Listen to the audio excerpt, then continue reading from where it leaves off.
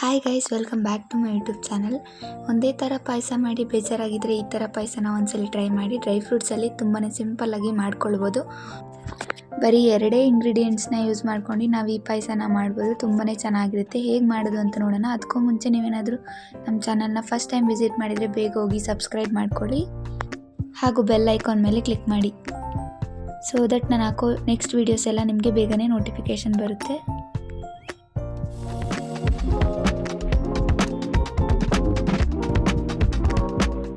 ಮೊದಲಿಗೆ ನಾನಿಲ್ಲಿ ಒಂದು ಮಿಕ್ಸಿ ಜಾರ್ಗೆ ಡ್ರೈ ಫ್ರೂಟ್ಸ್ಗಳನ್ನ ಹಾಕ್ಕೊಂಡು ಗ್ರೈಂಡ್ ಮಾಡ್ಕೊಳ್ತಾ ಇದ್ದೀನಿ. ನಾನಿಲ್ಲಿ ಗೋಡಂಬಿ, ಬಾದಾಮಿ, ಉದ್ದಿನ ಹಾಕ್ಕೊಂಡು ಗ್ರೈಂಡ್ ಮಾಡ್ಕೊಳ್ತಾ ಇದ್ದೀನಿ. ನೀವು ಬೇಕಾದರೆ ಎಕ್ಸ್ಟ್ರಾ ಕೂಡ ಆ್ಯಡ್ ಮಾಡ್ಕೊಳ್ಬೋದು. ನೋಡಿ, ಈ ಥರ ಗ್ರೈಂಡ್ ಮಾಡಿಕೊಂಡ್ರೆ ಸಾಕು. ಗ್ರೈಂಡ್ ಮಾಡಿದ್ದಾದ ನಂತರ ನಾವಿಲ್ಲಿ 2 ಗ್ಲಾಸಸ್ ಅಷ್ಟು ಹಾಲನ್ನ ಕಾಯ್ಲಿಕ್ಕೆ ಇಟ್ಟಿದ್ದೀನಿ.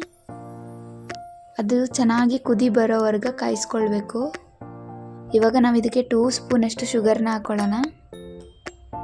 ಇವಾಗ ನಾವು ಇದಕ್ಕೆ ಆವಾಗಲೇ ಪುಡಿ ಮಾಡಿ ಇಟ್ಕೊಂಡಿದ್ವಲ್ಲ ಡ್ರೈ ಫ್ರೂಟ್ಸ್ದು ಪೌಡರು, ಅದನ್ನು ಇವಾಗ ಆ್ಯಡ್ ಮಾಡ್ತಾ ಮಿಕ್ಸ್ ಮಾಡ್ಕೊಳ್ತಾ ಇರಬೇಕು. ಅದು ಯಾವುದೇ ಕಾರಣಕ್ಕೂ ಗಂಟಾಗಬಾರ್ದು. ಲೋ ಫ್ಲೇಮಲ್ಲಿ ಇಟ್ಕೊಂಡು ಮಿಕ್ಸ್ ಮಾಡ್ತಾ ಆ್ಯಡ್ ಮಾಡಿ. ಸ್ವಲ್ಪನೇ ಆ್ಯಡ್ ಮಾಡ್ತಾ ಮಿಕ್ಸ್ ಮಾಡ್ಕೊಳ್ತಾ ಇರಿ. ಅದು ಯಾವುದೇ ಕಾರಣಕ್ಕೂ ಗಂಟಾಗ್ಲಿಕ್ಕೆ ಬಿಡಬೇಡಿ. ಮಿಕ್ಸ್ ಮಾಡ್ಕೊಳ್ತಾ ಇದನ್ನು ಬೇಯಿಸ್ಕೊಳ್ಬೇಕು. ಆವಾಗ ಇದ್ರ ಗಟ್ಟಿಯಾಗುತ್ತೆ. ಇವಾಗ ನಾವು ಇದಕ್ಕೆ 1-2 ಕಾಳಷ್ಟು ಏಲಕ್ಕಿನ ಹಾಕ್ಕೊಳ್ಳೋಣ, ಏಲಕ್ಕಿ ಪುಡಿನ. ಆವಾಗ ಒಳ್ಳೆ ಫ್ಲೇವರ್ ಕೊಡುತ್ತೆ.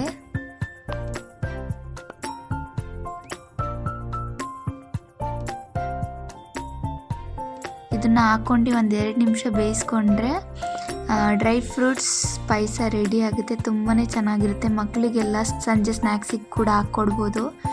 ಅವರು ಕೂಡ ಇಷ್ಟಪಟ್ಟು ತಿಂತಾರೆ. ಈ ಥರ ಹೆಲ್ದಿ ಪಾಯಸನ ಮನೇಲಿ ಮಾಡಿಕೊಡಿ.